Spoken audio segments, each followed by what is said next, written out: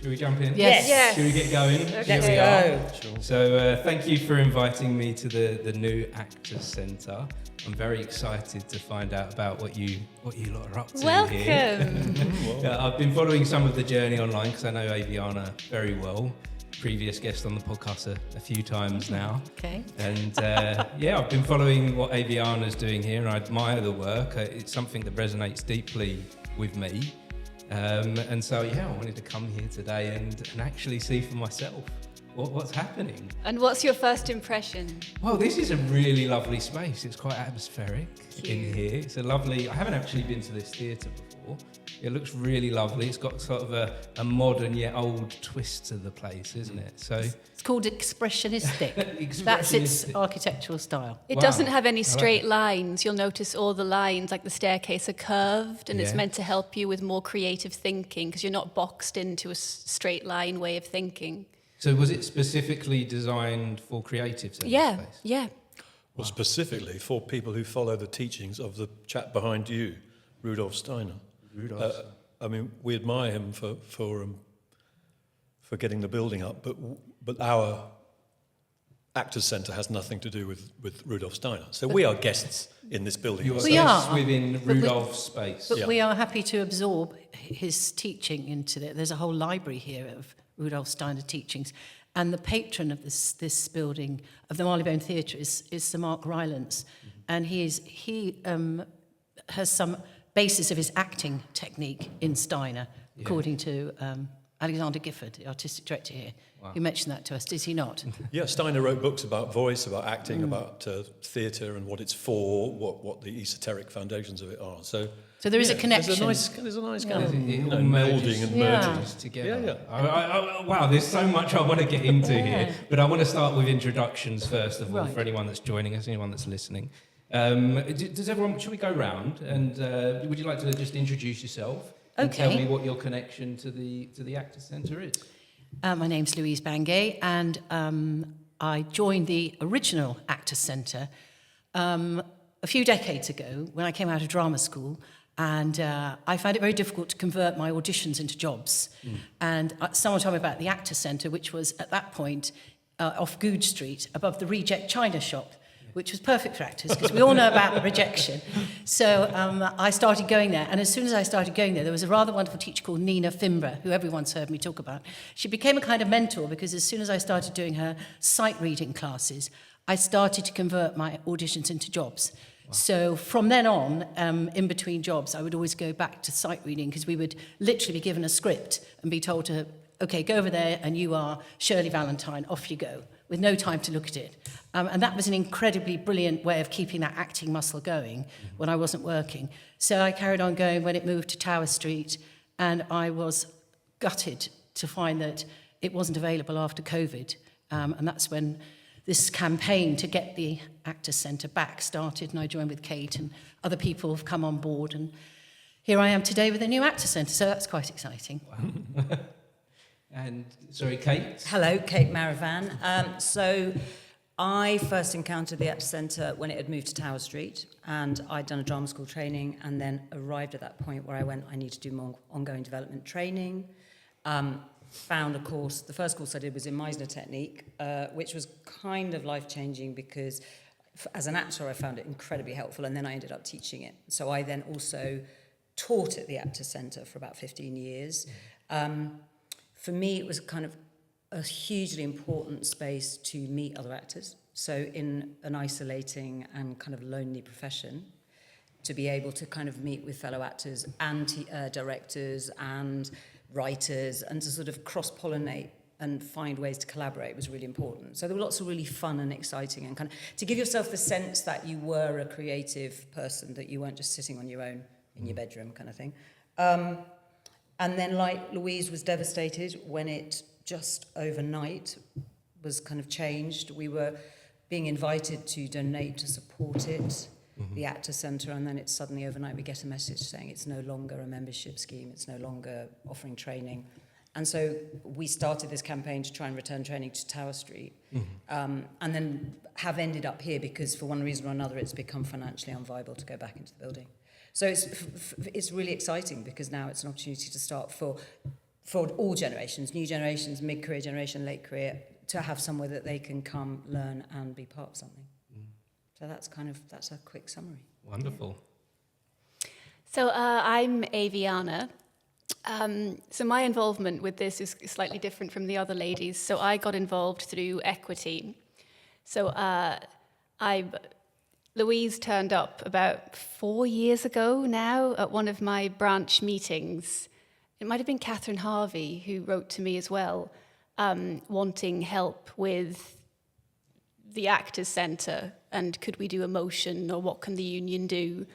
And I didn't honestly at the time know very much about it, but I always try to help. Whoever comes in the door, I try to help them. So I did an emergency motion, even though Catherine wasn't on the agenda. I sort of just worked it out to let her speak anyway. And then the branch voted to support the campaign, and then it went to council, and council voted to support the campaign. And then I just kind of slowly over the years got more and more involved with this because I became the sort of go-to person that the campaign would write to if they wanted someone at Equity to do something. And then I sort of became one of you somehow, even though I was never one of you, but I somehow got drawn more and more into it until I got myself promoted to this, and now I'm here. Somehow I'm now here, but I'm here with you. So Harry. I'm Harry Burton. I'm an actor who became a director, and I'm entering my 5th decade in the industry. But I knew about the Actors Centre partly because one of my teachers from my drama school days had become the artistic director, a man called Mark Wing Davey, who was a very inspirational man and remains so. And he invited me to come and do some classes as a participant at the Actors Centre that he was teaching. And I got really turned on to the idea of classes, and I was aware that it was not fashionable for young actors. You know, I thought I was going to have a big career, and that there wouldn't be time for classes. It's a much more American idea that, a bit like dancers and singers, that you do continuous training, that you keep the muscle fit. Mm-hmm. But Mark really introduced me to the idea that this is something for everybody, and it's a road of discovery and an adventure to continue taking classes. And then when I decided to try and be a director myself, he encouraged me to start running some classes myself. This is 20 plus years ago at the Actors Centre, and I had a particular relationship with Harold Pinter, the playwright, and I took Pinter into the Actors Centre to work with some of the members, and that led to a film for Channel 4, which really was a filmed class that began its life at the Actors Centre. And I was absolutely shocked when this news broke that the Actors Centre had somehow, under cover of COVID, somehow it had been repurposed, which is not a word I like. So the minute I really understood that some sort of injustice had taken place, I joined the campaign, just as a campaigner, really, just to see whether I could help. We're all volunteers around this table, but that was my motivation, was because something that made a huge impact on me and made a difference to my professional life and also my own creative development had been stolen away in some way. We can get into that or not, as the case may be, but that was my motivation. And rather like Ayvianna, I now find myself a company director without ever having meant to become one. Some have greatness thrust upon them. Yes. But anyway, here we are. We can't deny the fact that it's us and we are here. Mm-hmm. And something is happening. So yeah, and what a great moment that it feels like we're in. Like I said, I've only been looking at this from the outside looking in, and it looks like there's a movement starting to happen here. I saw a little bit of your opening online, where you invited a famous actress, Sheila Hancock. Dame Sheila Hancock. Let's make sure we get that correct. And she was one of the original co-founders, so that's why we were particularly delighted to have her here, because she had been one of the prime movers with Clive Swift. The two of them worked together. He apparently had the idea. She was the one who made things happen, because she said after 3 years of sitting around a table at Equity, she said, well, we better just do this thing, we better just get it going. And that's what they did. And they had queues round the block in 1978, And similarly, we had huge crowds at the door, and we had to run 2 shifts, and Dame Sheila did the introduction to the opening twice for us, and was fantastic. Wow. It was a really... So I missed it then. So take me through what that was like. You missed How it, did but that you can feel? watch it because we have a YouTube channel, Actor at the Centre, and it was filmed by some of our volunteers, and there's a lovely little video of Dame Sheila's speech. So it's a very heartening thing, but it was amazing. We expected 40, 50 people, and there were probably 240 to 50 people queuing outside, and it was really startling. Why do you think the turnout was like that then? Why do you think there was such a big need for something like this at this moment? I think we've always needed it, but I think particularly after COVID. So if you think about us all in lockdown, so what's already isolating then became even more increasingly isolating. And I taught for a long time, and I know that my students were we did a lot of stuff online, but there was a real thirst to get back in the space, to be with other human beings, to be able to be in a room with someone. And what we all perceived as being the optimum time to reopen an actors' centre where people were desperate to get back to doing the work, to have a community, it stopped.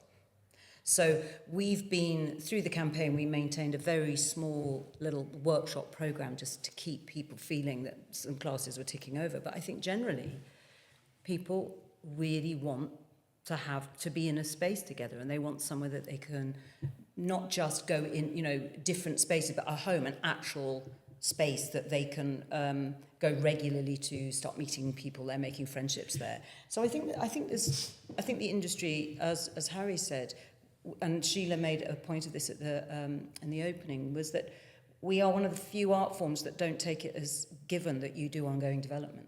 Yeah. A musician doesn't just put their instrument down and then expect to then be, employed by whatever, orchestra, not having played it for 6 months, And there's something about... I also think we're in a culture of self-tapes, which is where actors now don't even get into a room with people very often. They don't meet casting directors, they don't meet directors, they don't meet fellow actors. So people want to meet each other. So it feels like it's the right time, and people have been passionate about it throughout the campaign, really. And I think they also need more support with going into this new technology. Like, we're not all good at self-tapes. I mean, what's happening is actors used to go into a room and have a director, but now we have to direct ourselves, light ourselves, costume ourselves, make up ourselves, edit our tapes, know how to retransfer them, and know how to get them to our agent, who then sends them to someone else. And the agents say that out of 50, you might get 1 callback. That's an awful lot of time on your own with a camera in your room, being not your top area of expertise. You want to be an actor, a communicator, and you're just looking at a screen. So to come into this building and have a class on self-tape, both the self-tape ones sold out really quickly, didn't they? We're going to get more of those, obviously, to sort of serve what the modern actor wants. But it's a chance to be able to learn skills, as well as to learn skills with someone else around, rather than just being on your own at home. Yeah, this resonates with me so deeply in that time of my life where I was trying to be a professional actor and sending off self-tapes and feeling alone and feeling like, how am I supposed to act to my mobile phone? And something not connecting. There's a disconnect when you stand there in front of the phone and you point it and you turn on the ring light, and it just doesn't, it never felt natural to me. Not one of my self-tapes felt natural. And I think let's say I did 100 self-tapes, I got 1 job out of that 100. And But you did well. to get I one, do, actually. Well, Statistically, it's about... that 1 job, I don't feel like I was acting on that 1 that I got. But yeah, it was a lonely pursuit, doing acting.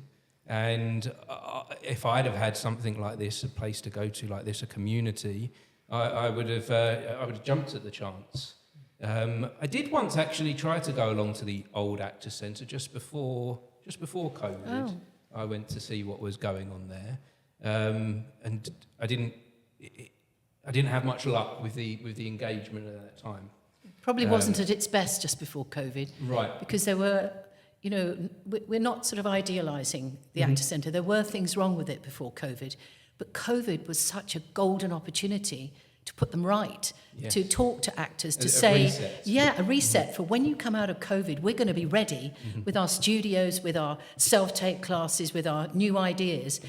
And then to come out and find we were barred, that teachers like Kate no longer had a tutor contract anymore. Teachers were just, and it was over. All the members, we didn't have a voice. And what we hadn't realised was the membership wasn't about having a say in what happened there. We were just members who came and paid our membership and did classes. And they just turfed that out. And that was such a blow. I'm sure it's driven me for the last 4 years. And publicly, it was declared that a building for actors was elitist. And I think it was probably pointed out at the time, the clues in the name of the building. The Actors Centre, that building was given to actors by Anthony Hopkins and Equity, who put lots of money up, and the lease was for 999 years, which shows some intent. Peppercorn and the rent was 1 peppercorn per year. So what did go wrong then? What lessons have you guys learned from when you looked at that period of time that you don't want to take moving forward? It's a big question. Yeah, It so is- we had to pause. Well, it's a big question because we're trying to be positive about the future. Of course, yes. But if I look back on it, I would say that the Actors Centre got into the wrong hands because of COVID, because people weren't looking at what was happening, and because the people who were running it repurposed the memorandum and articles to suit a different purpose. They repurposed the Actors Centre legally. They took legal advice on how to repurpose it in the manner in which they wanted to do it. And they didn't want actors in. What they wanted to do was have a theatre with no training. So they've ended up with a theatre, but what people didn't seem to grasp at the time, and we kept saying this, was that if you looked at the accounts before the building sort of changed its policy or changed its business model, 67% of the income was from membership and classes. So your annual membership and your classes. Whereas 4.5% was coming from theatre and events. And this group took away the big lump and decided, oh no, we can run it on the 4.5%. And of course, it's running into the ground. And we alerted the Charities Commission to that, and they've gone in there and they're now running the money, it would seem. So, but it's just very upsetting that such a fantastic resource that meant so much to so many has been squandered. I think, yeah, and I think one of the things in terms of how do you ensure that doesn't happen again, I think it's about if the people in sort of, I'm loath to say in charge, but the people kind of, running it, I suppose, are passionate about the project. Because I think what happened was the person who was in charge and then did the repurpose during COVID was not passionate about the project, was passionate about a different project. And a different vision. With a different vision. Yeah. And used the building that had been, raised money by actors for actors to serve their particular vision. And I think what one's got to, you've got to make sure that the people in charge understand what it's for, why it was set up, and who it's for. And I think what happened was who it's for completely got lost.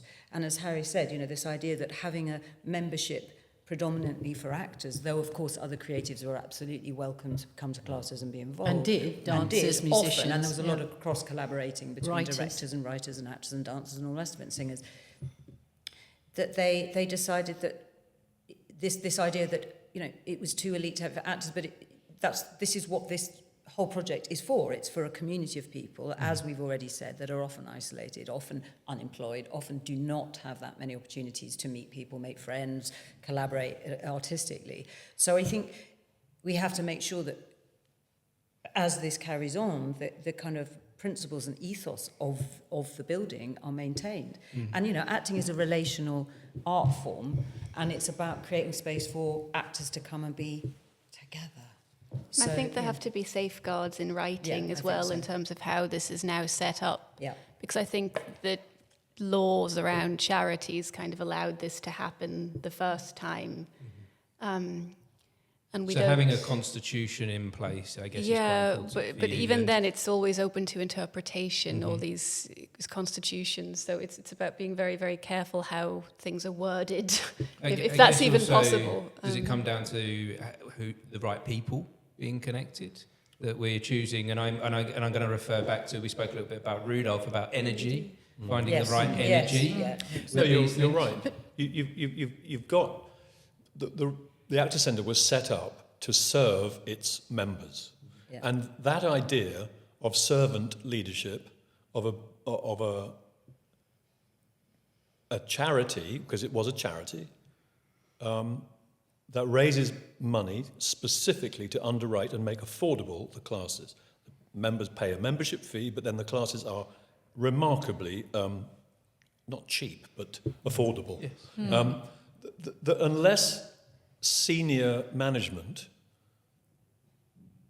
are proven to subscribe to these principles and to put their own ambitions aside if they clash with the meaning of the organisation, unless they can sign up to that, they can't be promoted to run such an organisation. But it's very difficult to safeguard an organisation, because if you look at the board of trustees, when this happened, there were two actors. Two actors who you would have thought would have... I mean, if it was me around that table, I would have thrown myself across the table rather than let those rules be changed. But they, interestingly, one of them in particular, she didn't believe in training. And I just thought, well, why was she a trustee? She didn't seem to take training at all seriously. And I just wonder how these trustees arrived in this building who had so little understanding of what the building was designed for. And we would hope that we remain passionate about it, and whoever we pass it on to also has that same passion and enthusiasm. Exactly. But it's a different business model, because we don't have a building anymore. We're here renting a space for our classes, but working in tandem with the Marylebone Theatre management, who are delighted to have more actors in the building and more creativity. But at the moment, we don't have to think about the building. So it is a different business model. We're programming classes. And I guess that will help protect you. I'm hoping so. Model. Yeah. I think some of these things start to go wrong sometimes when big finances start to get involved. I think that's People true, start to see property and investment opportunities, and things start to go a little bit. From my personal experience, that's where I've seen things go You're wrong. absolutely right. And we haven't mentioned, but I think we should for the listeners, that building was sold off by these people because they ran up such debts. So the building now would cost $300,000. The lease on the building. The lease on the building would now cost £300,000 a year. For us whereas to rent. before it was one peppercorn. So, yeah, I mean, of course you're right that when there are big assets like that, people see pound signs and get carried away. It's really been quite a hard learning curve. And the for management, me, anyway. and the management didn't seem to feel any sense of responsibility that building had been sold because of their incompetence. They kind of attributed it to other failures and almost to us being a nuisance, and they didn't really take on board the responsibility that they had taken the wrong business model on board and had caused the loss of that resource that had been provided by Anthony Hopkins, Alan Bates, who dedicated the theatre to his son Tristan Bates, and they had no sense of responsibility to actors or to the legacy of people who'd built the place. All the teachers, all the memorials inside the building, some we found in skips or out, not in skips, that's not true. We found them lying outside the building, in the gutter. So it's been quite heartbreaking at times to witness. That's why this is such a great new moment for us. Yeah, and I think again sometimes I'll go back to that energy thing, that sometimes things have to break down for them to start anew. And to give you that passion to rebuild this community. So I'm also thinking, you mentioned about you want to look at the positive.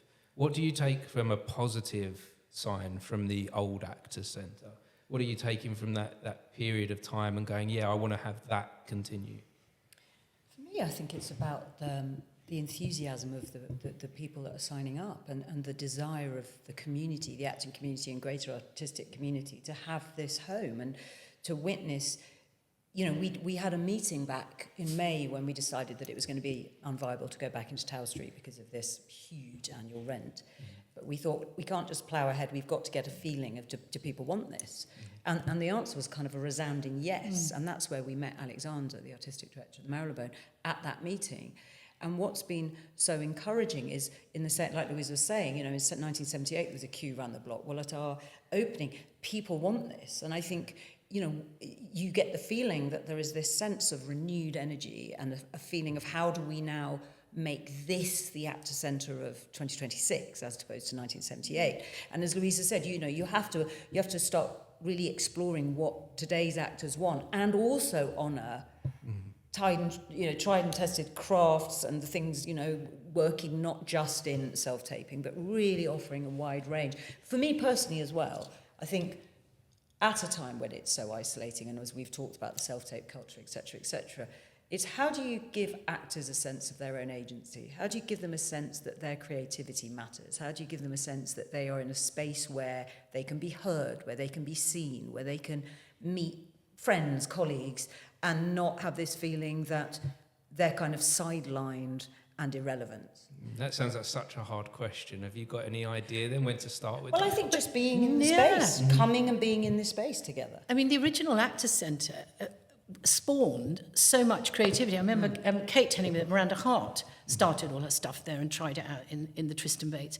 And I remember that I got one of my earliest jobs. I ended up in Brazil because the girl on the desk, receptionist, was organising a tour to Brazil, and she ended up being Amy Ball, and she ended up being head of casting at the RSC, at the Royal Court. And that led to another job, and all that kind of thing is what we'd like to build in here, so that there is something here where people are interconnecting, or that also in a class they might meet someone who's working on something and wants someone else to work with.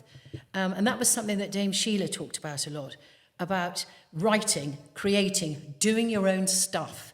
And because there isn't a rep system anymore, and because actors are on their own a lot, being able to generate work, which then feeds into television, which is why the TV companies originally put money into the first Actor Centre. That's where a lot of the money came from. I think it was Central who saw that stuff here could turn into TV material, and they put quite a pile of money in to get it going. More than actually, it was the TV companies, because John Alderton went round and asked them for money, and Sheila did. So it was the idea that it would spawn more creativity and more stuff that would feed into the business. So it's not just about sitting here thinking, well, we haven't got a job. It's about, right, this is my creativity. What can I do to put it out there? And that's what I'd like to nurture here. And I think it's been positive also to have an opportunity to look at the timetable and modernise it, because when I first got involved and we were putting together the timetable for this pilot, there were classes in things like sight reading, which is fantastic, but kind of you very, very rarely actually get asked to sight read at an audition nowadays. So it's a skill that might have been very useful in 1978, but is potentially used a lot less today. So whereas I think nowadays the industry has moved on so much, as you say, there is no rep system, and increasingly I think people have to kind of produce their own work, produce their own shows, take things up to Edinburgh, produce their own films. So I think it's been great to have that chance to look at the timetable and really bring in new classes which focus on these new skills that actors need, which are not, I mean, I was never taught how to produce a film at drama school. It's not something that's traditionally taught, but yet you're expected to know it. And there's so many different elements. I remember on one of my last auditions, I got asked what my following was on Instagram and TikTok. Exactly, What's that got to do anything to do with my talent? But you're expected to have this in this industry now. Yeah. It's funny you mentioned that, because I saw a clip of this very handsome Aussie actor, Jacob Elordi, on a chat show. And he said that when he auditioned for Neighbours 3 times, he failed their Instagram followers test. He had to have 20,000 followers just to be considered for a role. I mean, I hope things aren't quite that bad in the UK, but it's 15 years or so, because I'm a director too, so I do casting, but it's nearly 20 years now that we've had people bringing that kind of thing into the casting process, which is, it's so utterly superficial. And I think there's so much expectation that you have to nowadays kind of really create the piece of work yourself. And you've had this yourself. You told me your first episode of this show you shot on your mobile phone. Yes. And now look at you, and you've built this over 400 episodes. So you're expected to kind of build the product yourself. And then at that point, you might sign with an agent. And I think, what you were saying, Louise, about you've got to kind of make connections in the room, make your own piece of work. And I think that's really what the industry expects nowadays. So we're There's trying not necessarily a problem with that. There's a lot of great opportunity to be had there.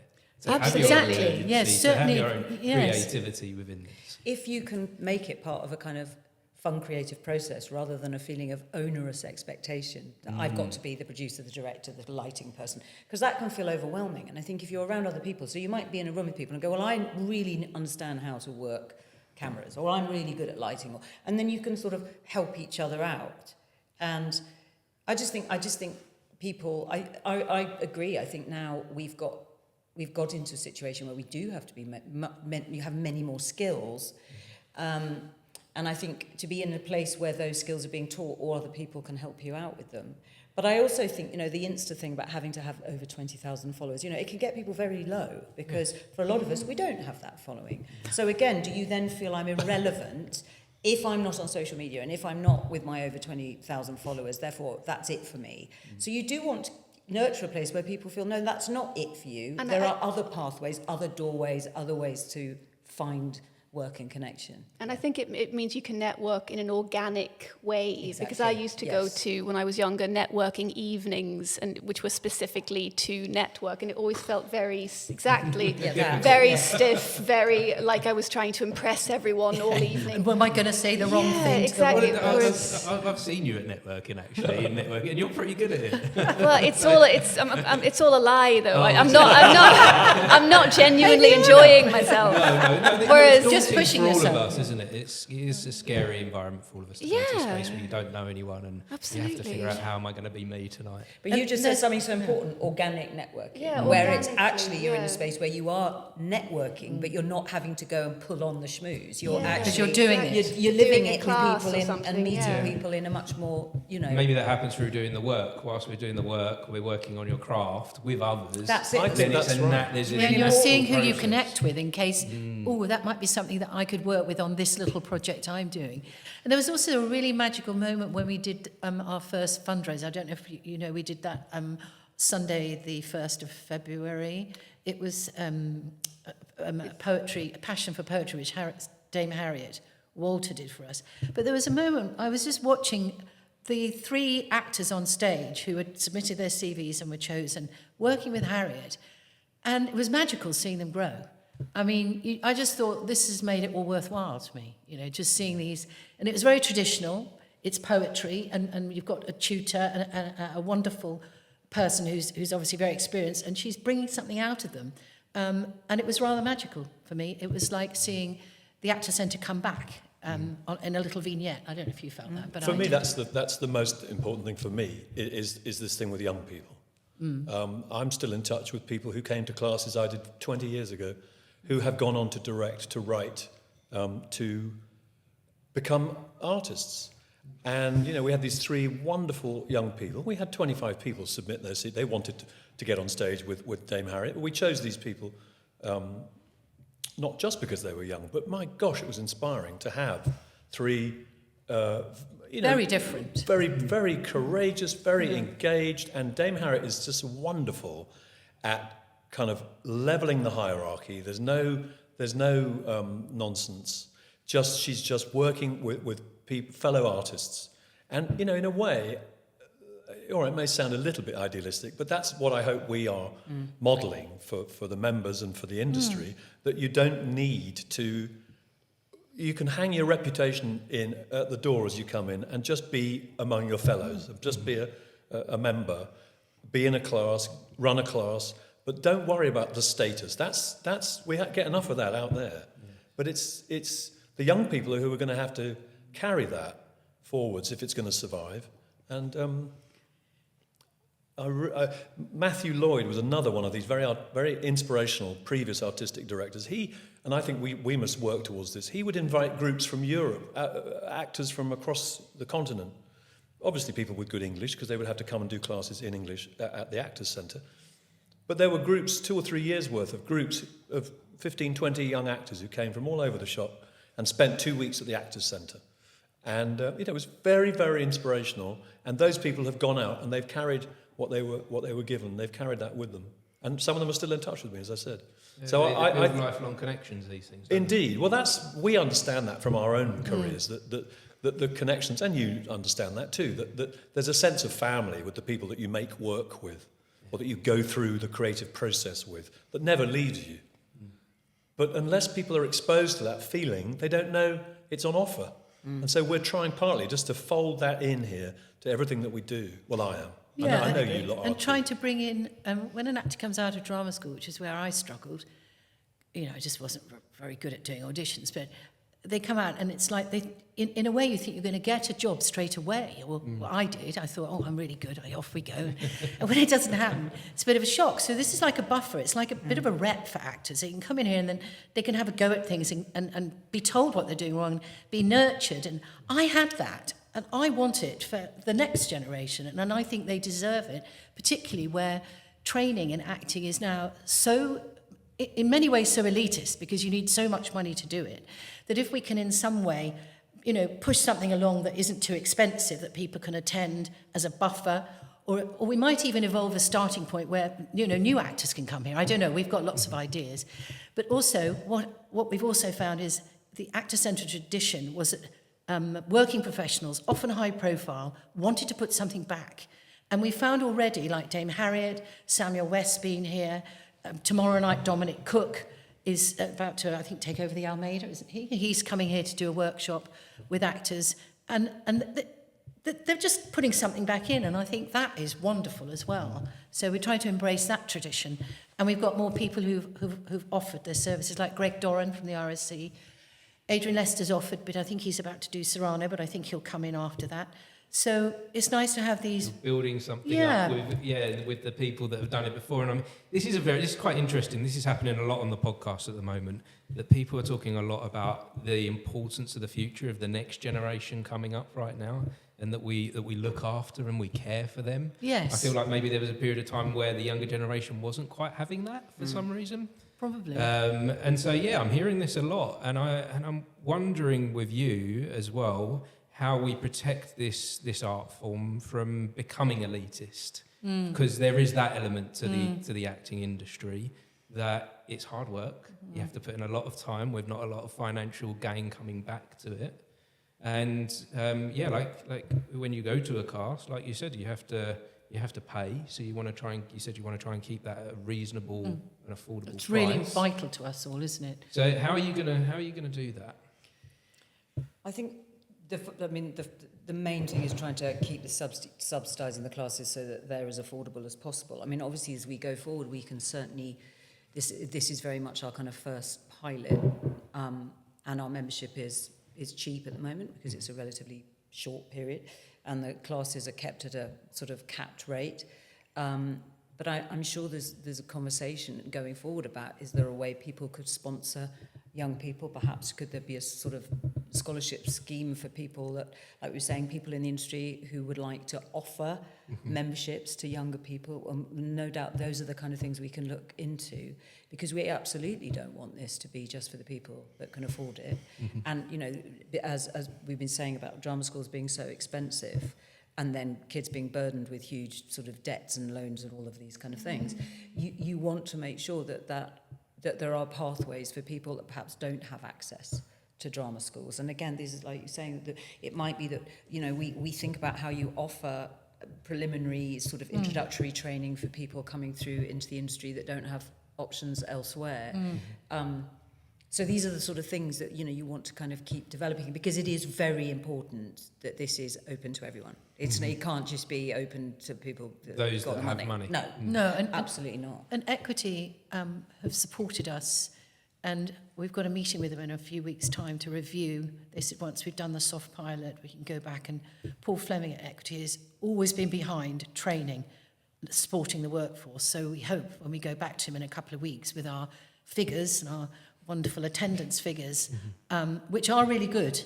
Many classes have sold out. Go on, Ayvianna, you give us a report. Our wonderful programmer, Ayvianna. I don't have numbers in front of me, but quite a few of the classes are sold out this week. We've got about 50 different classes with about 30 different tutors, some tutors running multiple classes, and the majority have been very popular. When I got back after the launch with Dame Sheila, I had 125 emails in our... Did you? Yes, and I had to answer them all, Louise. but no, That's the why people we pay are... you the big bucks. People are definitely engaging with it, and there is an appetite. Yeah, so that's a good track record to go back to equity and say, you represent 50,000 members. We've created this. You need to come up behind us and help us make it work. Yeah, we need to make it work because we can't keep volunteering ourselves and pushing this without a bit of help from our union. And I think they will. And there are also trust funds out there that want to support education for this profession, I think. We haven't explored it really, we're just starting out. So there's lots of other options that we can explore. You can't do this alone, can you? No, we can't. 20 years ago, they raised on an average of about 200 grand a year. For the Actors Centre. What's that in modern money? Maybe double. So we've got a hell of a task ahead of us if we want to really go to a kind of 3 terms a year, the whole thing fully programmed, the space is occupied most of the time. It's a big ask. But like Louise said, we haven't even looked into it yet. We've been too busy setting up the pilot. So it's an exciting bit that's coming to see if it's sustainable. And I think what's important, which is why we had the meeting in May saying, do you want this thing? I think another way you keep the kind of principles of the project going is you keep engaging with the community and say, what did you like? What do you want more of? So Are we getting it right? Yes, there's an ongoing consultation with the community you're serving. I think one of the problems, a very strong issue I had with the people that took over Tower Street was we're telling you what you need. And they had a very scant consultation. I mean, all of us were like, where It was lip service where is this consultation. So there was this sense of this is what the industry needs. Yeah, there was an There was an agenda. This is what you're... And all the actors were like sort of banging on the door going, well, it's not what I need.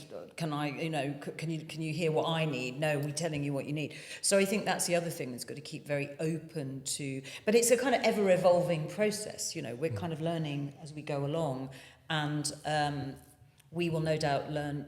We will take from what we know from the old Actors Centre and then build on what we're kind of, learning from this one. Yeah, we keep saying, what I do, at every meeting we have, if you want this to work, you have to buy into it.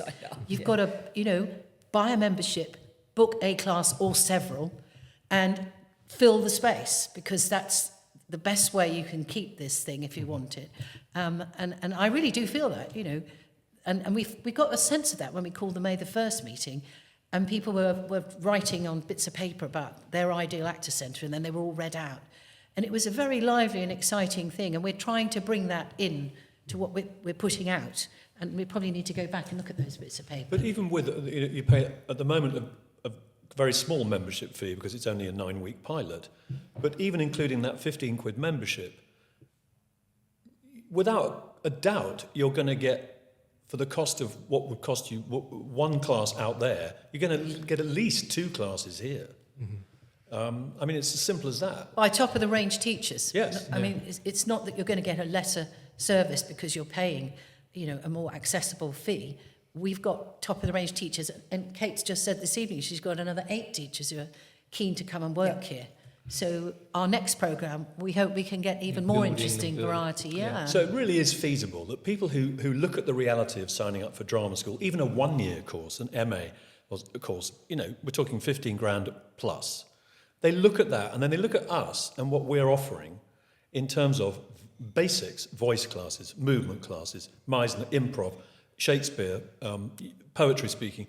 That's the curriculum of a good old-fashioned drama school. And just because the world moved on doesn't mean the craft hasn't still got these building blocks to it. We know it has. I mean, there might be some people out there who think that's not the case, but I'm here to, some of us teach in drama schools. We know what the young actors want. We're still in touch with that in ourselves, and we work with these people. So it is possible for a very economic spend to build yourself a curriculum and get a feeling that you're being trained. That is a radical, that's what was taken away when the Actors Centre was shut down, and that's what we're putting back into the culture. Although the Actors Centre is for professional training of actors. We would like to think maybe further down the line we might be able to do something for actors. Isn't that what we're saying? Something for, training for new actors. It's not something that we could do at the moment, but I think we've got all, as Harry said, we've got all the building blocks here to be able to create different levels. And I'm exhausted thinking about it, actually. It does sound like there's a lot to do. I'm really excited, though. Well, that's good, and that's what's going to fuel you on, isn't it? Yeah. That excitement. Accessible training for actors. And I think as I said, it's an evolving thing. And as Louise said, I think the more people that sign up, the more we learn, the more we understand what needs to happen. But it does require people to, because if people say, yeah, really, that's great. If it's for you, you then have to take, we want people to take part and learn through experience the benefit. Just be part of this, not just turn up. You want to say, come in, welcome. Yeah. You want to say, we're building a family, we're building a community here. We're working actors, and we want to get you working, and we want to work with you. Yeah. That's sort of how I feel. I'm a working actor, and I want to encourage other working actors to collaborate, communicate, share, build, and that's it, really. So what does that welcome look like then? How do you hope people will feel as they walk through the door here and after they've left a session here? Well, it's not called the Reject China Shop, so I think that's a step in the right direction. Most people have been really excited about the building. Yeah, that's true. Because it's got, as you were saying, this kind of really interesting architecture, and there's an artistic-y vibe here. There's lots of natural light, wooden floors. It's just got a very kind of good feel, and people come in and go, oh, and get sort of, they really like the sort of staircase. There's a little water feature. It's a really interesting building to be in. And I think at the moment, because it's a pilot, what we're hoping is that, as far as we understand it, the cafe is going to be developed, and we want there to be, in time, this feeling that people will just drop in. So if people, want to have a coffee in central London, or they want to meet up with a friend, or they want to go in, this is the place they want to run their lines with someone, or they want to go and talk about a project, that this place will start feeling. And as we develop it, we'd hope that there would be someone from representing the new Actor Centre in the building all the time. So if they want to go and ask a question, at the moment we're kind of coming in a slightly more ad hoc basis, because this is the pilot and we're sort of trialing everything out. But certainly all the events, so whether it's been a conversation or it's been a class, there's just generally a We've good always feeling. gotten really good feedback as well on the classes. Everyone who writes in always says they really, really enjoyed it. Everyone, Amy Forrest got excellent feedback, Jonathan Guy-Lewis, Carlos, everyone that writes into me always says they enjoyed the class. And then the team here are great. So Alexander and Adrian and all all the people, the team that work here, everyone's very, because they also want this to work and are really interested in the collaboration. So this space is a theatre as well, working a live theatre. Oh, sure. Yeah. 260, 70 seats, beautifully refurbed only a few years ago. There's a bookshop downstairs as well. So there's a real sense of... library. And a library, a lovely library, yeah. A real sense already of a warm, welcoming building. And I think, Alexander Gifford and the Steiner setup really see that opening their doors to a wider community, particularly professional actors who are passionate about the craft. The craft is under a lot of pressure. I say craft, it's a catch-all term, but, A1. Sorry, Sorry? AI. Did you say it was under pressure? Yes, craft. The idea that these building blocks are necessary. But that's what Marylebone Theatre wanted to get involved with. Put a flag in the ground and say, we want our building to represent something to the profession. I don't think there's any other organisation in London that would...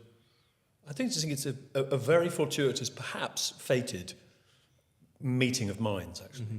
I think the craft is under pressure, and I think it's not just AI. I think it's something Kevin McNally said in his talk. It's the over-reliance of using screen actors all the time for big West End shows. And he said that young actors nowadays don't have a period of time where they can make mistakes. In rep theatre, you get sort of thrust straight into the screen, and they won't put you on stage unless you have a screen profile.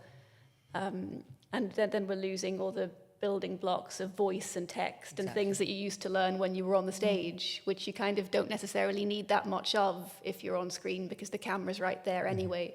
Right. I really feel that, and teaching drama schools, there is such a focus on this idea of kind of naturalistic, authentic performance. Which is screen acting. Yeah. And of course, you're having to say to students, authenticity isn't just screen naturalism. Authenticity can come in all different sizes, and if you've got to play a 1,000-seater theatre. If you're playing Medea Yeah, or something Medea, which is written in Queen that Elizabeth, language. melodrama, Yeah, Shakespeare, you can't. And so I think, those building blocks of how you use your voice. We had a conversation the other day about so many theatres are mic'd now.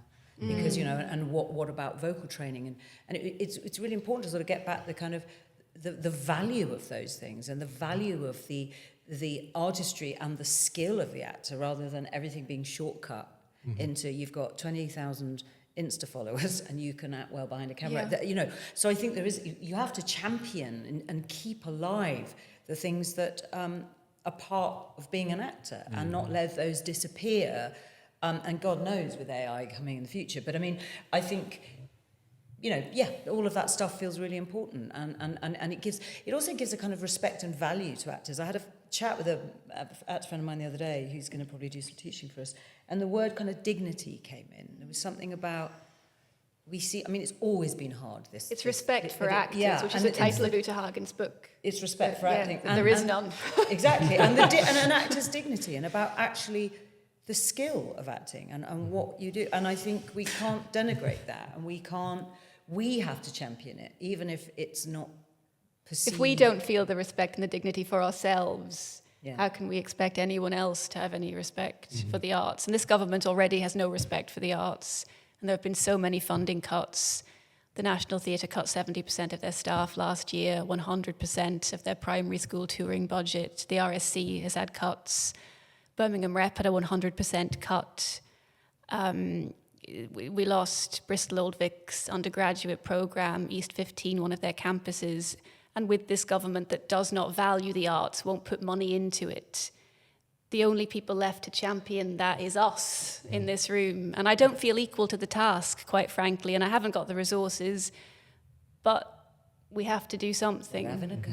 You're having a go, and you're doing it together, and you're building, you're starting. And no, you're right, this is a really important moment for the arts worldwide, I think. And it's political as well, to the degree that, and we won't go into political discussion, but, with the rise of certain Well, this is political we all live movements, within this society, don't Yeah. we? We all have to live within this space together, whether you're an actor or whether you're a bus driver. And it's understanding the value of what this is for all of us. Exactly, and I think, in certain political cultures, the arts are the first to go, and yet they're... It's in nearly every it's political so culture. Important, and the value, and again, it's about, as you say, it's about someone somewhere's got to be championing the value of storytelling, because, that's where we kind of, without getting too... I don't know what word I was going to use. It's where we we've got to be talking about our humanity and all of that stuff. And I feel very, very, very strongly that people need a space to do that. And look what happens when we forget about our shared humanity. Look who gets into power, and look at the policies that they put. That is a direct result of people forgetting our shared humanity and not reading and not knowing their history. Read some Brecht and then you'll see what happens. Yeah. Or see a play, See a play. You see a play. I always call the theatre the empathy machine. Yeah.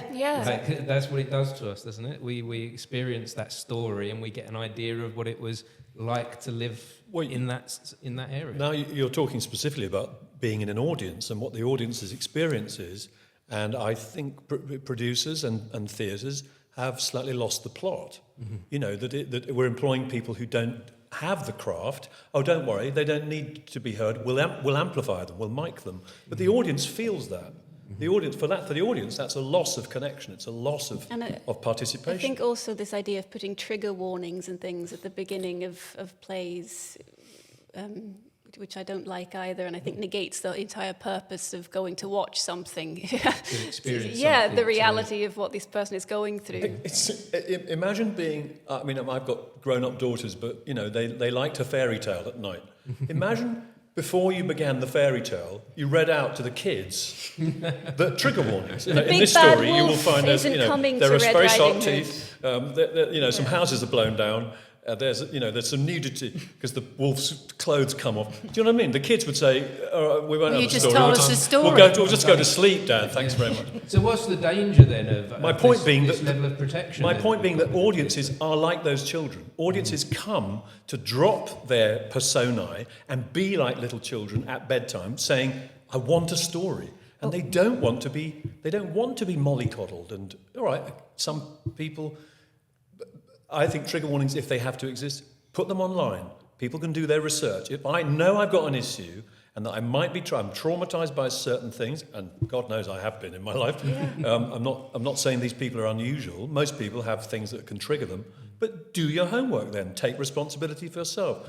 When we overcaretake, I totally agree with what Ayvianna said. When we overcaretake the audience experience, we actually diminish their role in the whole thing, which is to, as listeners and as participants, to bring their energy to the energy of the story and for something to happen in that interaction. I've often found as well within these places of trauma, when you watch a film or you watch a piece of theatre, you discover some answers that can help you with your trauma. Yeah. So if you just hide away from it as human beings and go, I don't want to go near that. Absolutely. Don't let the big bad wolf in. Yeah, it can be a place for healing. I think it's interesting because I think working in drama schools again, I fully understand it. You know, there has to be responsible safeguarding. When I was at drama school, there was almost no safeguarding, and there was some stuff that people went through that weren't looked after, and it was problematic.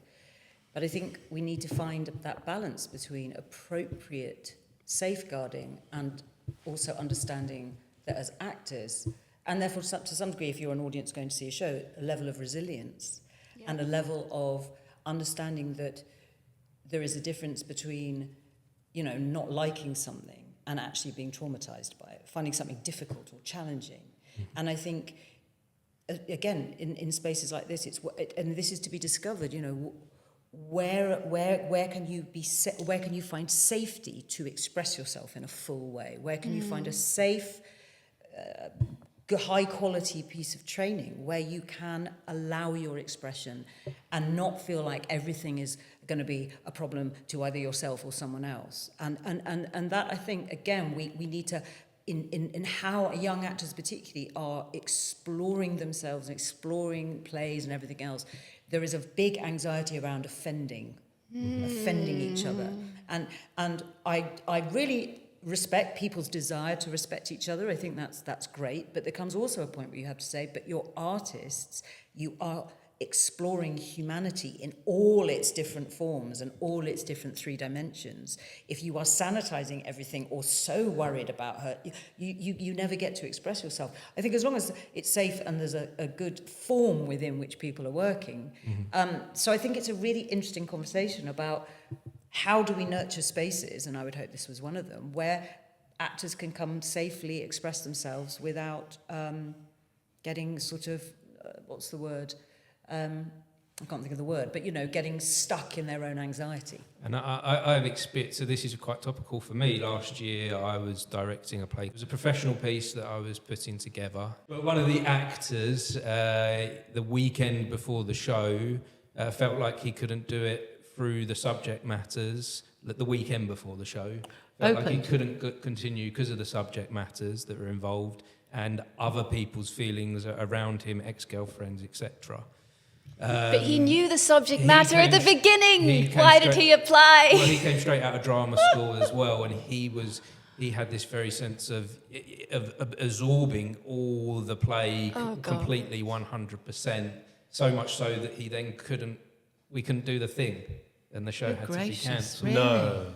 That was the only option. It was that, or his words to me were, force me on the stage. You may find some healing, I hope not more trauma, but there's a wonderful film I saw on Saturday night called Sentimental Value. And the first half hour of the play is exactly what the story you've just told. Wow. And it's done very beautifully and very sensitively, but it's done very believably also. And so this is clearly it's in the zeitgeist. People are concerned about this. I think you have to be able to keep your full self slightly back from the work, don't you? That's as much the actor's skill as anything else. Yeah. And there are ways in which, and there are techniques, and there are ways in which you can do that. And, you know, I often say, you know, you can be playing a character who's going through something difficult, but you can have, and this isn't a sort of masochistic thing, but you can enjoy doing it because you're in the flow of connection. You're not getting caught and immersed in the emotion of the character to the point you're losing yourself. And I think, again, so I just think, you know, yeah, I think, again, we're at a time, aren't we, where things are changing, and I hope I mean, obviously with AI and everything, but I hope we can reinvigorate a sense of connection. I think that's the big word for me, connection, as opposed to where we've all got a bit polarized and we're sitting on our phones trying to up our kind of followings in order to be relevant.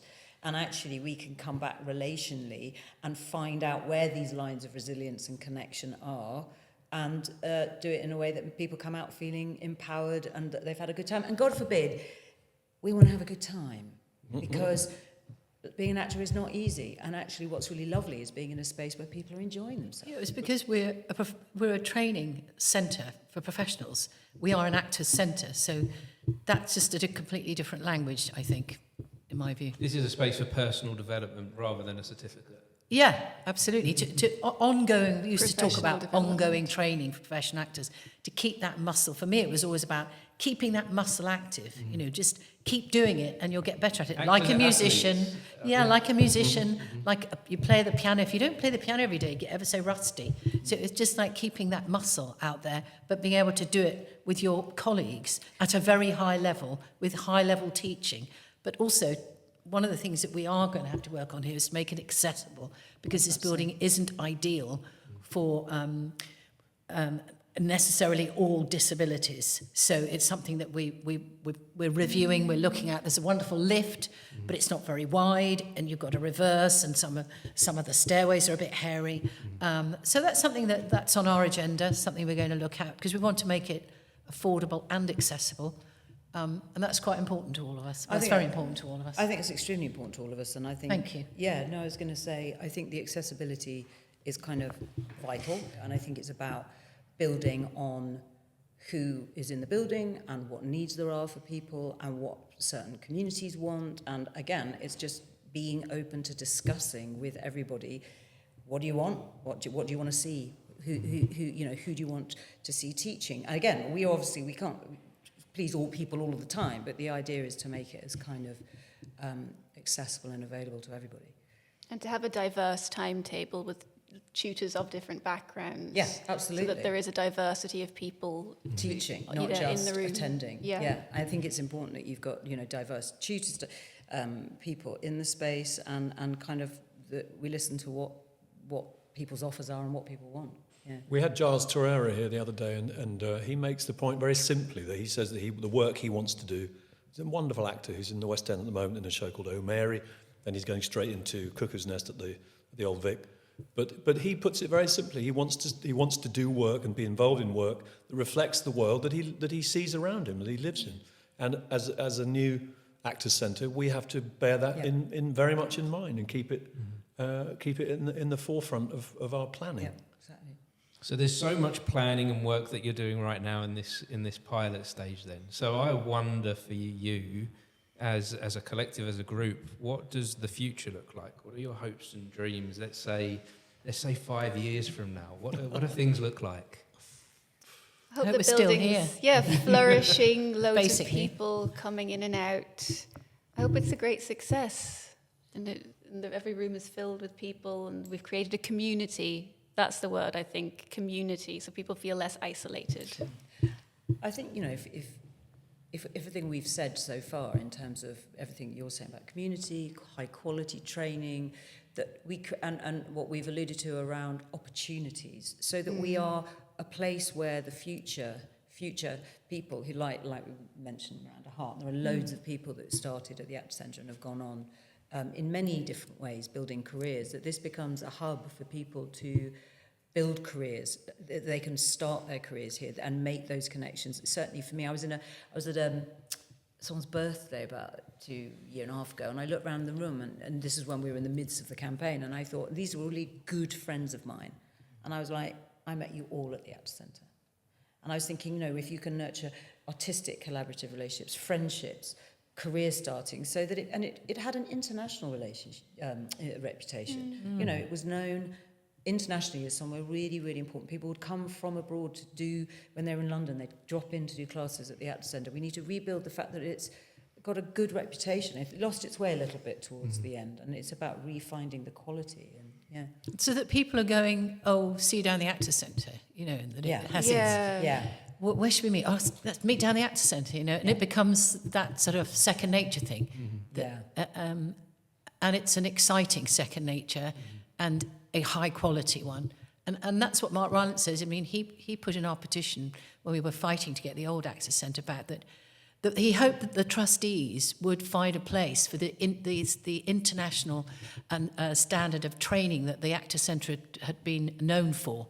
Well, they didn't, but we are. You know what I mean? I mean, I feel like that's our brief. And it's just a lovely circle that he's a patron here, actually, because he really gave us a little lift at the beginning, didn't he? That was a great statement for us to work with. Of course. I hope that we will nurture talent, that we start a writers' group that produces plays that are produced, hopefully with parts played by members of the Actors Centre. But this thing, you know, that drama schools are doing more and more of saying to young people, you've got to make your own work, but they're not really given the coaching and the help with tools, that. yeah. The tools, you know, I'd like that to be real. I'd like people to make movies from meeting each other in a acting for camera class. We've already actually, one of our first classes here, the tutor couldn't attend.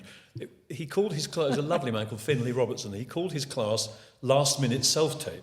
So 8 or 9 people, Louise was there, but in the end he had a deputy. But the reason he couldn't do the class was because his agent got him a last minute self-tape and he got the job, which then meant that we were able, he was generous enough to lend us the tape that he'd made, and he did some analysis.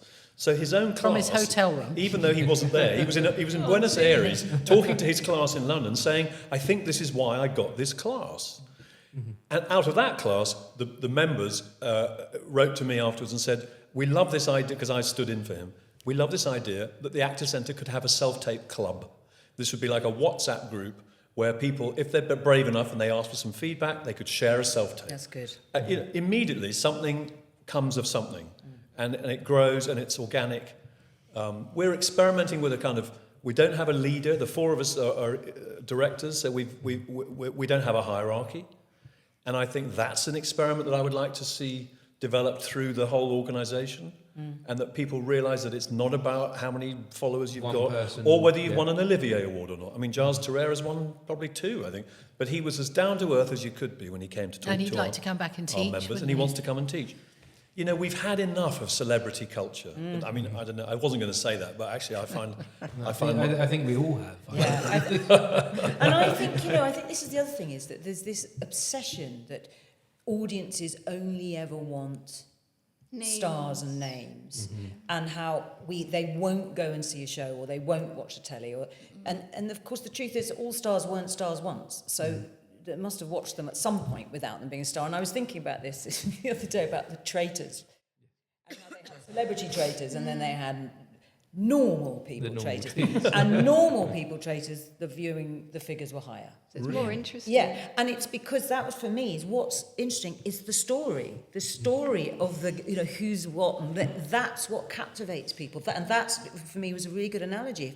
If something is really exciting and you want to watch it, you don't really mind who's in it. But it's partly the economic climate for producers it's wanting totally, to shore up but it's chicken and egg. It is, it's yeah. total chicken and egg. That if it was a really good production, people would come anyway because of word of mouth. We've decided, and they should be more confident of their own storytelling. Exactly, and I think that's what I think we've got to a point with the very sort of, you know, the political system we're in, where everyone thinks, well, we need now a star. And so the stars, God love them, are colonising everything. They're in the West End, they're in films, they're on telly, they're even in commercials now. And they're at the new Actor Centre. Yeah.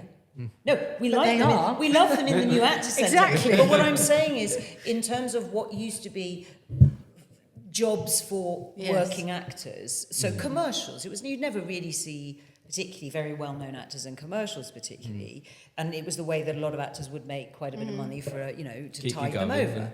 And now, again, I'm not saying every commercial is with a very well-known They weren't person. on the fringe so much, were they? There wasn't so many celebrities working. You're right, on they're the all fringe. on Edinburgh Fringe. And I mean, when Succession ended on the TV, the next few months later, the West End was filled with actors that had just been on Succession. Literally, there was Sarah Snook in one theatre. I walked down the street, it was Brian Cox in the next theatre, and that's just where they're getting their casts from. And that's very difficult. And I'm certainly not here sort of, boo-hoo to them, because a lot of them are wonderful actors. But I think, again, it goes back to that thing where, we want to start nurturing this idea that the aspiration isn't just to be a celebrity. That thing of, everyone's got to gun it to try, because there are so few that actually ever hit that kind that level, that space. But there's so much to enjoy within acting, exactly, and so much to outside to kind of offer the world that's not about hitting, that kind of thing. And it's hard because, of course, it's a supply-demand issue in our industry. Far too many of us and far too few jobs. But there's still a life to be had. There's still a life to be had, and a value and something life to give. Yeah. And if your self-tapes become brilliant, you've got more of a chance of being in that world. Because I think that there's a lot of confidence needed in our industry, with confidence building. And I felt that when Harry was doing the self-tape class, the first class here. Was it the first? The first one? No, it wasn't quite the first, yeah. It just felt like people were a little bit tentative. And once they all got going, there was a lot of... It just built confidence in the room, and a joy, and a sense of can-do. Yeah, I think that's which really cool. it was a real enabler for a lot of people. Just when he said, look, I'm in my hotel room and I've got this lamp here and that lamp here, the girl next to me said, God, I never thought of having a lamp either side. And you think, all these little tips that are popping up. It was lovely. I think it's just a great confidence booster. That's what a lot of actors need when they've done 50 tapes and they didn't get one. Well, I'm really excited to hear what you guys are doing, and I'm really excited to continue following and to encourage people to come down here, to get involved. It is a wonderful thing you're doing. It's very much needed.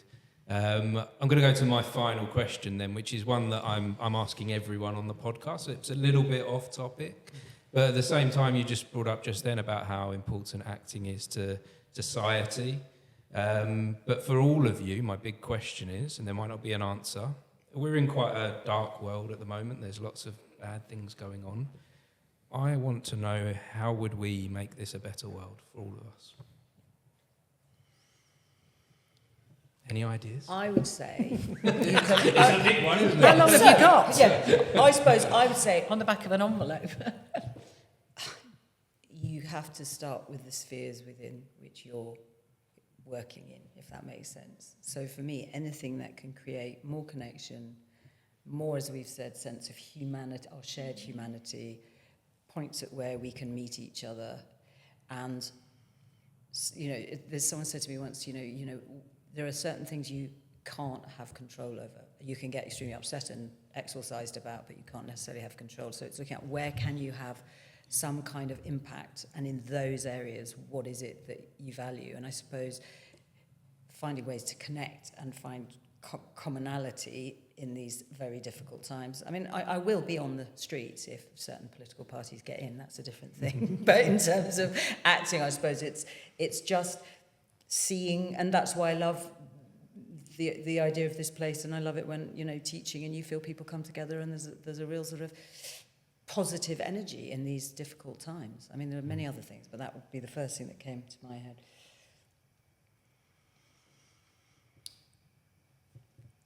I just feel like the society that's evolved is about looking down, in, and about yourself.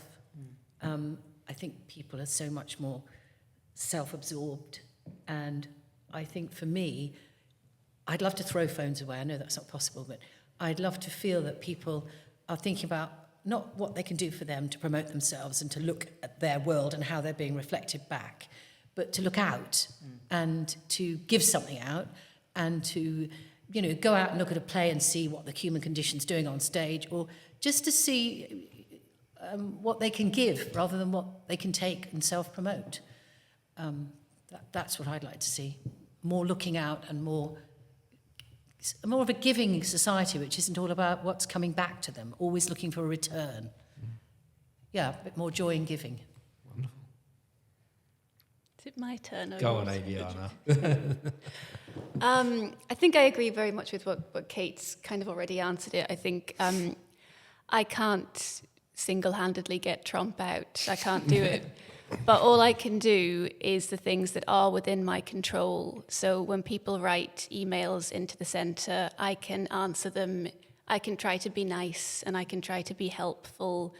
A woman wrote to me yesterday wanting an extra ticket for a class that was sold out, and I said, well, all right, I'll put you on the list, don't tell anyone. But, but I chose to be human about it rather than saying, no, you can't, it's sold out, get out of my face, And I think it's very, very easy, particularly for women, with all the things we've been through and continue to go through.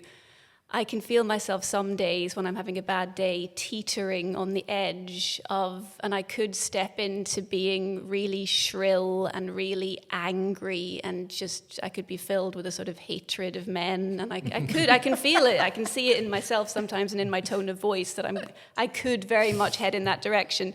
But so far I continue to choose to try to remain positive and be a positive presence and not step into the darkness which exists within ourselves as much as it exists within the world. And you've got to keep every day making the choice to remain on the side of positivity and trying to be nice and human. Mm. You just said a big thing. That's a big thing. I've worked on that for 30 years. I mean, it's really a wonderful thing you said. Because what Ayvianna is alluding to is to bring one's consciousness into one's work and one's interactions, and to be self-aware enough to realise that it's not about me and what I want. Fundamentally, it's about being of service. It's about being useful. About passing something along. You can't give away what you haven't got yourself. So it's about self-care, but it's also about making yourself available to share what you've been lucky enough to have. And what I have discovered as I've become slightly less self-obsessed and self-centered is I've been very, very blessed in my life. Truly blessed. I couldn't see it all the time, but it's there now that I have a grain more consciousness. I think one of the best ways of becoming more conscious is to understand stories, to study stories, to understand mythology, to read mythology, to understand psychology if possible. I mean, all these things that I have a grandson now. I'm looking at how this lad is going to develop. I want very much for him to be able to access the wisdom. I think wisdom is, in a way, the name of the game. There's a lot of wisdom around. How do we format it so that people can access it without there being like a kind of, that's a bit woo-woo or this or that. It should be the most natural thing in the world to turn a kind of wisdom tap on, and that we can be that to some extent, not just the Actors Centre, but everybody, what you're doing. Congratulations, 450 episodes. It's bloody marvellous. Yeah, it's fantastic. Yeah, amazing. I appreciate it. Thank you. And by the way, you said you would continue to follow us. People can follow us. They can follow our X. No, X is a little bit. But it's no, there. but I don't. What I'm saying is, on social media, we don't post much on X. No, but I do, and I post about my classes and things. So. You're available on social media. Yeah, social media, the Instagram, new Actors Centre, Facebook, YouTube channel, and the new Actors hoping Centre. at some point TikTok. It's not quite there yet. But we're most available at the Marylebone Theatre is it Here in Park person. Street? What's it called? Park Road. 35 Park Road. Yeah. Get down the space. Which is 3 minutes walk from Baker Street. But What I I'll would- do is yes, I'll and you put pass the links Pret in the bottom Monche. of this conversation so that if anyone wants Thank to you. And find we can out follow more, you as well. Of Yes. course. And I would actively ask people to follow us, because the more, as we know, it's so ironic, isn't it? We just talked about this thing about what does it matter how many people follow? Please follow us, But it is. Come and join. Come and be part of It's this in community. order to get reach. That's what it is, because we want to spread the word. Interact. And we should say, actually, not only is the new Actors Centre here, but the Marylebone Theatre's here, and they have a running programme of terrific theatre. It's right in the same building. So come and do a class, and then you can spend an evening at the theatre, or have a coffee in between, or a drink. There is an open bar, isn't there? No. And in the summer, There we're is a right bar. next to You can have a drink during the show. And Lord's Cricket Ground. Oh, in the evening, Yes. right. Absolutely. Yeah, not during the day. She's imagined a bar that doesn't exist. No. But I mean, the whole concept of being here is you can have that whole experience. Everything's here. Yeah. Wonderful. Thank Well, you. this so has Have you got a truly- gem? Have you got a gem that you would change the world, having asked us? I'm really interested in Well, what you're... I think for me, it's that thing of wisdom, and that's part of my journey with doing this. I'm trying to soak up as much as I can as possible, and that's why I've got this defining question that I've kind of discovered recently. That while I've got different questions for different people, that one I think is the big one for me, is to try and pull something together. But the wisdom thing. That's very important, and the building the communities and having a ripple effect with these things that we do. It does. You know, this conversation isn't for just here. We're now going to share this with the world, and someone can tap in, and maybe they get something from it. Yeah. Beautiful. Thank you so much Thank for your you so time. much. And Yeah, it's really really appreciate very it. appreciated. It's been great. Great. And Really hearing what the appreciate others say. I mean, we Yeah. don't get much time to chat, do we? Yeah. We're too busy. No, We don't get much time to that's- chat. That's been such an important thing that I've discovered in my life since I've been doing this, having conversations on purpose. Yeah, that's Yes, so true. that's such a Conversations good on one. purpose. I love that phrase. Yeah. I don't have any of those. Watch it. I might plagiarise that. That's the title of my course that I'm doing. Oh, Is okay. it? It's Well, really. it's out, you know. But that's a coming really together. good. Yeah. That's a really good. We're not going to nick Yeah, your we title. might have to but borrow that's- that. Listen, I don't think it's not. I've got a thing about ideas that I don't think they belong to me or you or anyone. They're kind of floating out there, and we grab them. It's That's up to such a us. nice way of putting it. It is though, really rather than lovely. just chat with. It's a Yeah. conversation on purpose. It's a really lovely way of putting it. Gives it a real integrity. Conversations on purpose. Can I at the end just do a little photo? Yeah, I Of was course. going to Yes, suggest. let's, before we do the photo, let's say goodbye. Just Oh, in yes, case sorry, I thought anyone we- I thought in case we might anyone have- was watching or listening. I always like to spread gratitude because I do appreciate people for joining Absolutely. us. And I appreciate all of you for sharing. Thank you. Thank you. Thank Thank you you so very much, much. anyone who's Thank listening. you. Thank you. And thank you, Martin. Yes, really Yeah, thank you, appreciate Martin, it. so much. Wonderful. Thank you. Bye-bye. There we go. Photos.